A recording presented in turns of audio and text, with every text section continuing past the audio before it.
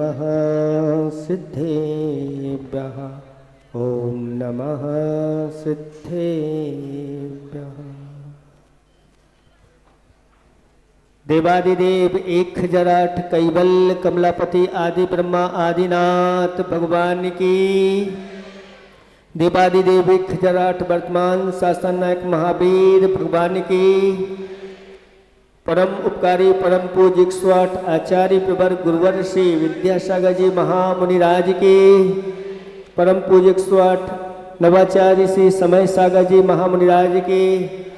3 कम 9 करोड़ मुनिराजों की पंच कल्याणक महामहोत्सव की।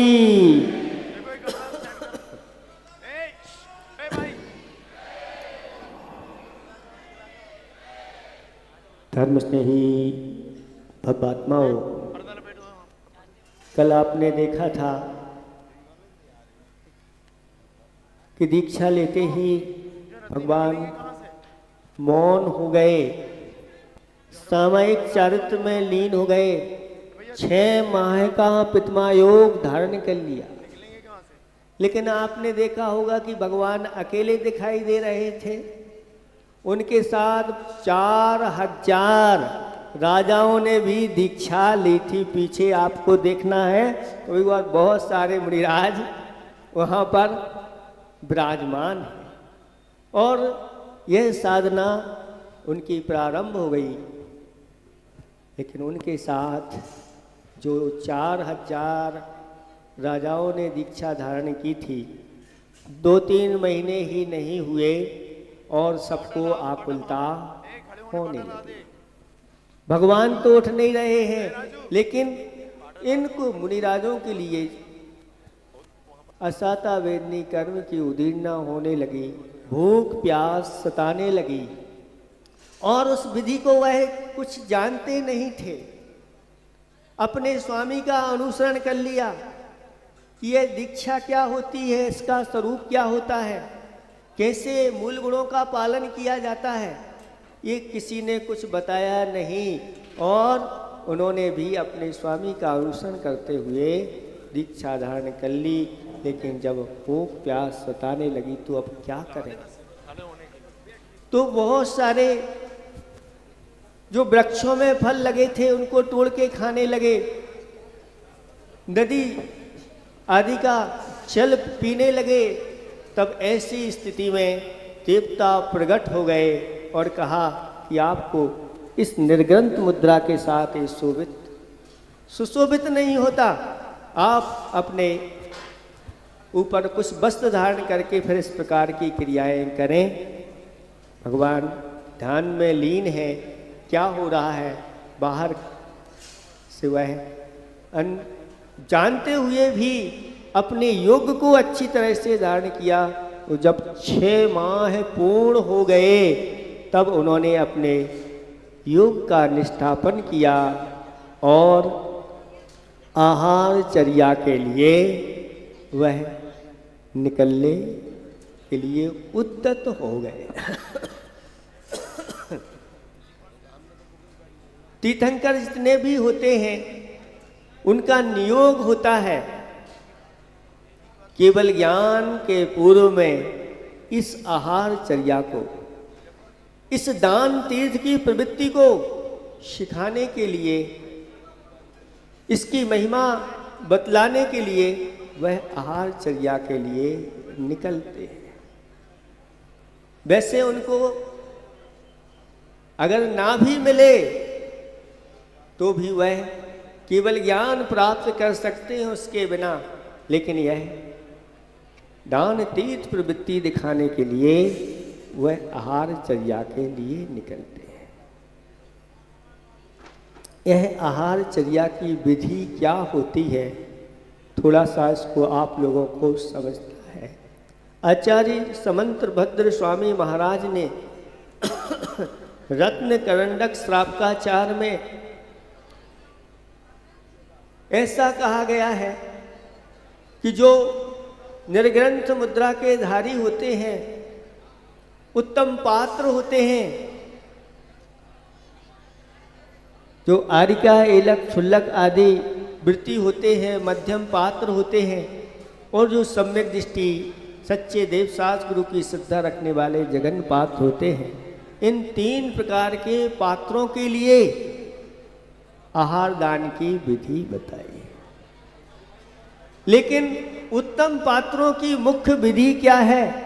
तो कहा 9 पुण्य ही, 9 भक्ति के साथ आहार दान दिया जाता है।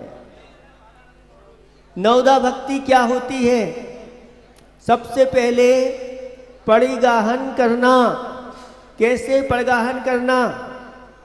शुद्ध वस्त्र पहन करके, शुद्ध जल के साथ जिसने स्नान किया है और शुद्ध वस्त्र धारण किए हैं। शुद्ध वस्त्र वही कहलाते हैं जो शुद्ध वस्तु से बनाए गए हैं। अगर अशुद्ध वस्तु से वस्त्र बनाए गए हैं तो वह शुद्धि नहीं। शरीर में किसी प्रकार की अशुद्धि नहीं। अशुद्ध तेल आदि नहीं लगाना, अशुद्ध क्रीम आदि का उपयोग नहीं करना, पाउडर आदि का प्रयोग नहीं करना, और क्या बोलते हैं लाली लिपस्टिक, इन आदि का प्रयोग नहीं करना। आज जितने भी यहाँ पर आहार देंगे उन सब के लिए इन वस्तुओं का त्याग ही करना है कि कभी इन अशुद्ध वस्तुओं का उपयोग नहीं करेंगे। और इसके साथ साथ सभी जितने भी आहार देने वाले हैं, क्योंकि सामान्य मुनिराज को आहार नहीं दे रहे हैं। ऐसा कहा गया है कि तीर्थंकर को जो पहली बार पहले आहार देगा वह बहुत निकट भव्य है और वह दान शिरोमणि का पात्र हो जाता है, दाता शिरोमणि कहलाने लगता है। तो सभी के लिए फास्ट फूड इनका सबको त्याग करना है। जो ये खाने वाले वो आहार देने के अधिकारी नहीं। हमारे गुरुदेव कहते थे ऐसे लोगों को आहार नहीं देना जो इस प्रकार की फास्ट फूड का सेवन करते हैं। अगर आपको आहार देना है तो आप त्याग करिए। रात्रि भोजन का सभी का त्याग, क्योंकि ऐसे महामुनिराज तीर्थंकर के लिए आप आहार दान दे रहे हैं। रात्रि भोजन का सबका त्याग होना चाहिए, सप्त विषण का त्याग होना चाहिए। यह आपकी शुद्धि कहलाती है। इस प्रकार से परिगाहन में क्या करते हैं तो कहते हैं हे स्वामी, अच्छी तरह से मंगल वस्तुओं को हाथ में लेकर के, हे स्वामी अत्र अत्र, यहाँ यहाँ आइए आइए आइए। और जब आने लगते हैं तो तिष्ठ तिष्ठ, ठहरिए ठहरिए। इस प्रकार से बड़े विनय के साथ हाथ जोड़ करके अपने शरीर को नम्र बना करके रोमांचित होना कि हो भाग, आज हमारे यहाँ ऐसे महापात्र आ रहे हैं। सब प्रसन्न हो जाना और अपने हाथों को जोड़ना और झुकना। कई लोग जो है ना आहार चर्या के लिए खड़े हो जाते हैं उदासीन हो करके, और ऐसा लगता है सिर ही नहीं झुकाते, और कई लोग उसका अतिरेक कर देते हैं, हे स्वामी नमोस्तु नमोस्तु, ऐसे ऊपर को ले जाते हैं। विनय के साथ जो परिगाहन करते हैं वह एक पहली विधि है। ये परिगाहन होना। परिगाहन के साथ साथ फिर जब आप यहाँ से ले जाएंगे तो नीचे देख करके उनको आप अपने चौके में ले जाना। ये आपकी ईर्यापद शुद्धि होना चाहिए। श्रावक जो है ईर्यापद शुद्धि को धारण करता है। ऐसे श्रावक के यहाँ फिर वह जाते हैं, और जैसे ही आपके द्वार पर पहुँच जाते हैं तो आपको अपने दोनों पैरों को शुद्ध जल से, प्राशुद्ध जल से, अपने एड़ी सहित पीछे से पैर धो करके अंदर उनके लिए निवेदन करते हैं, ये स्वामी मम गृह में प्रवेश कीजिए। और जब आपके गृह में प्रवेश करते हैं तो उनको उच्चासन देना चाहिए। चौकी ऐसी हो जो पर्याप्त उनको बैठने के लिए हो, हिलती डुलती नहीं हो, और उसमें किसी प्रकार से अशुद्धि वाले पदार्थ उस चौकी में ना लगे हों। इस प्रकार की आप शुद्धि पूर्वक उनसे कहें, हे स्वामी उच्चासन ग्रहण कीजिए।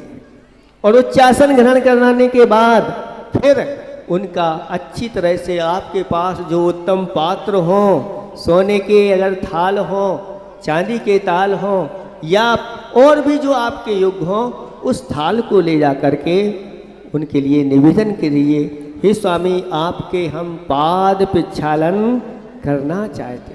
आज मैं अपने जीवन को धन्य बनाना चाहता हूँ, मैं अपने इस आत्मा को पवित्र करना चाहता हूँ। और ऐसा करके अच्छी तरह से पाद प्रक्षालन उनका करना चाहिए। और पाद प्रक्षालन करने के बाद उस गंधोदक को अपने सिर पर लगाना चाहिए। कहा है, सुनो आपस में बोलो नहीं, अभी आपस में क्यों चर्चा कर रहे हो, अभी सब गड़बड़ करेंगे।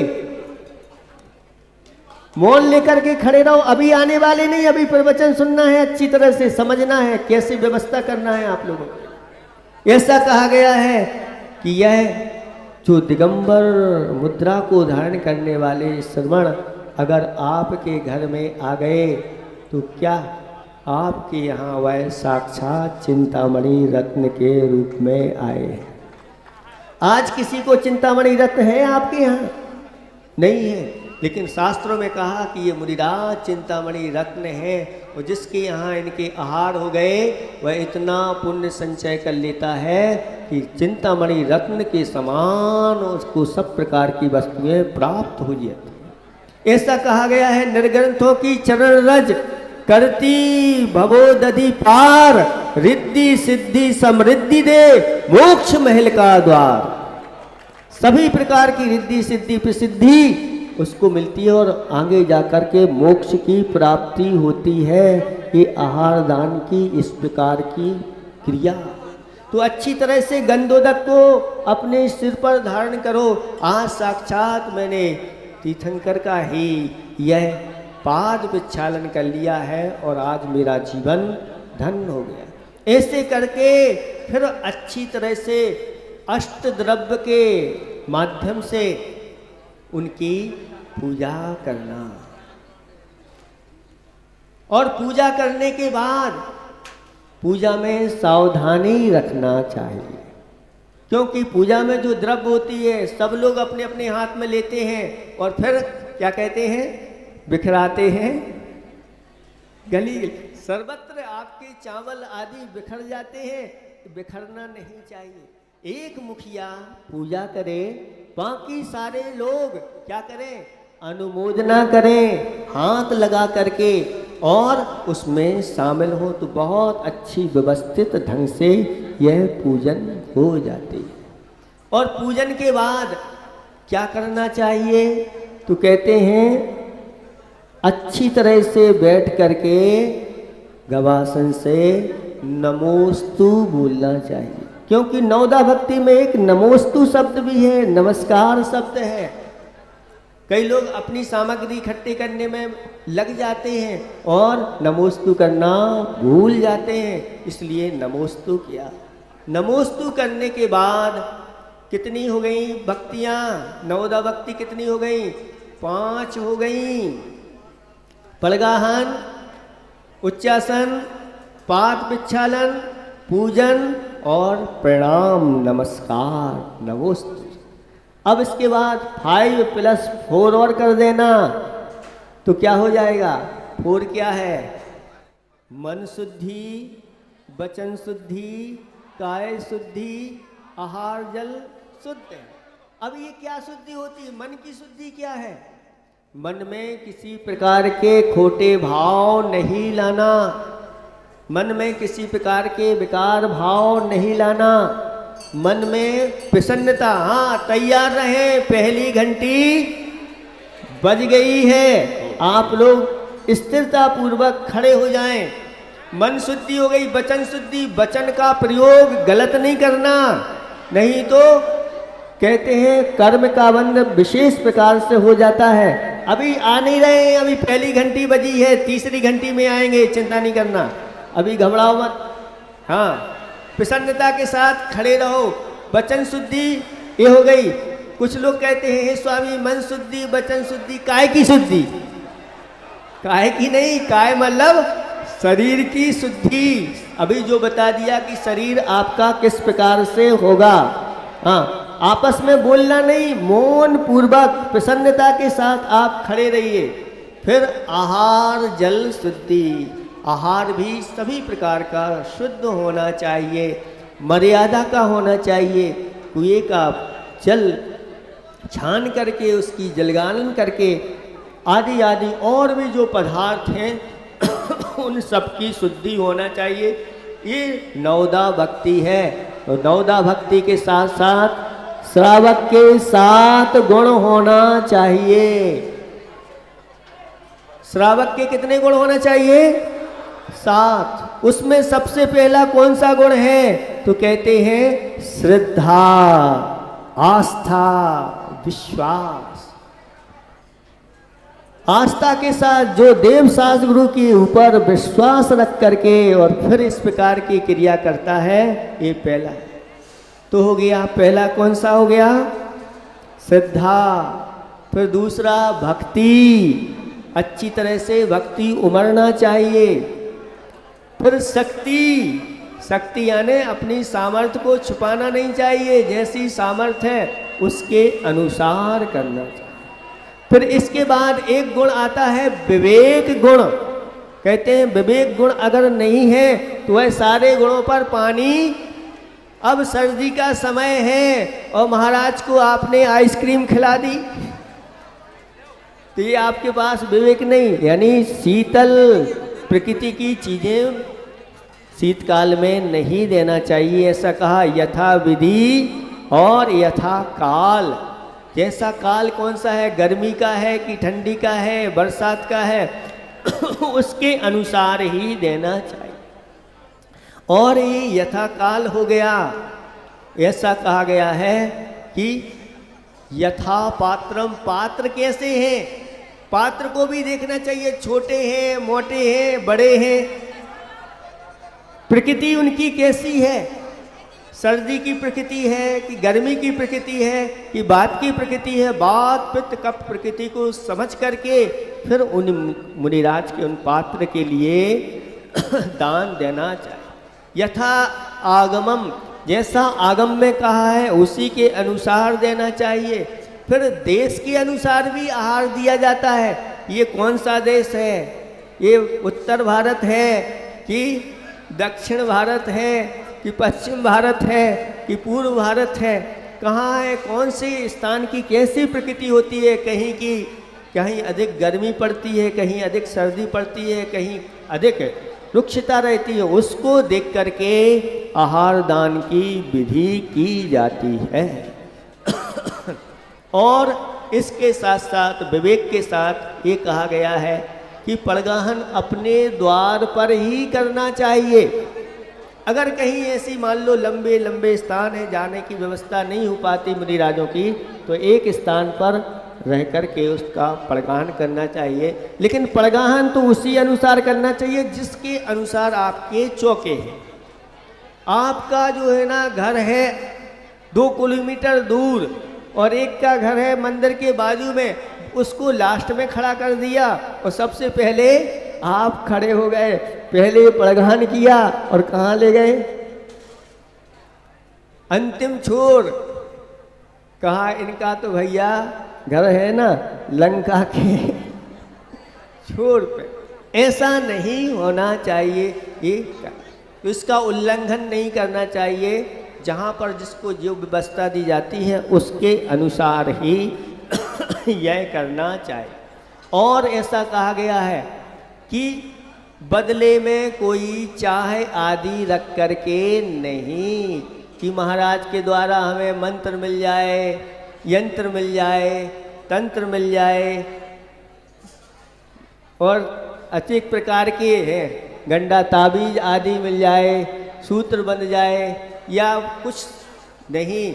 इस प्रकार से नहीं, क्योंकि दान का लक्षण बताया गया है कि वह दान अपना होता है और बदले में किसी प्रकार की कोई इच्छा है।